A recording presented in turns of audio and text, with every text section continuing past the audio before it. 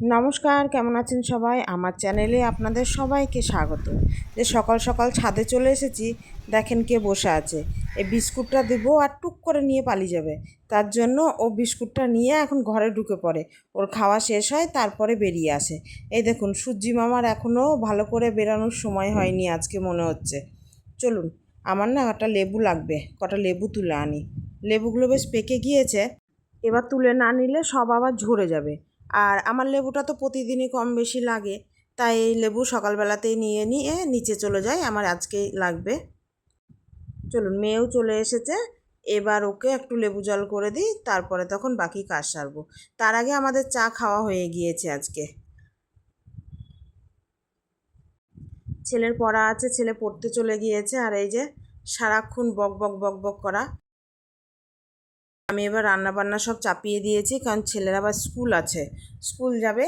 এদিকে ডাল করে নিলাম আর ভাত করলাম। আজ আমাদের নিরামিষ রান্না হবে, কেন আলু পোস্ত বসিয়েছি। আর ভাজবো কাঁঠালের বীজ ভাজবো। চলুন, পোস্তটা আজকে একটু ঝোলঝোলি রেখেছি, এই ঝোলঝোল পোস্ত দিয়ে বেশ ভাত খেতে ভালোই লাগে। এই যে আমার পোস্ত হয়ে গিয়েছে, আর ওয়েদারটা দেখেন কি হাওয়া দিচ্ছে আজকে, দারুণ লাগছে। আর এই যে কাঁঠালের বীজগুলো আমার ভাজা হয়ে গিয়েছে।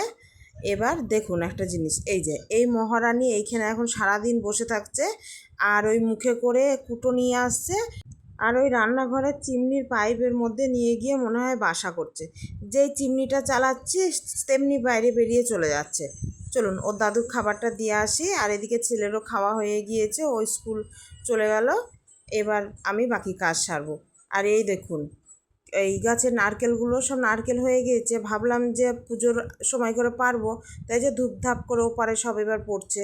ওপারে পড়লে আর নারকেলগুলো নেওয়া যায় না। এদিকে সবারই জলখাবার খাওয়া হয়ে গিয়েছে, আমারও রান্না হয়ে গিয়েছে, কিন্তু কাঁকরোল ভাজবো। কাঁকরোল বাড়িতে নেই, বাজার আসবে তারপর। তো আমি এখানে একটু ওটস করে নিয়েছি, নিয়ে এবার আমিও ওটস নিয়ে বসে পড়েছি খেতে। খেয়ে নিই, ওর বাবাও বাজার নিয়ে চলে এসেছে। এবার আমি কাঁকরোলটা কেটে রাখবো, পরে গরম গরম ভেজে নেব। চলুন, এবার আমি সব কাপড় চোপড়গুলো মেলে দিয়ে আসি।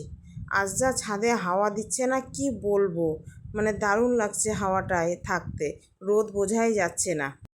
চলুন নিচে যাই, মনে হচ্ছে বৃষ্টি হবে। এই দেখুন, বলতে বলতে বৃষ্টি নেমে গিয়েছে।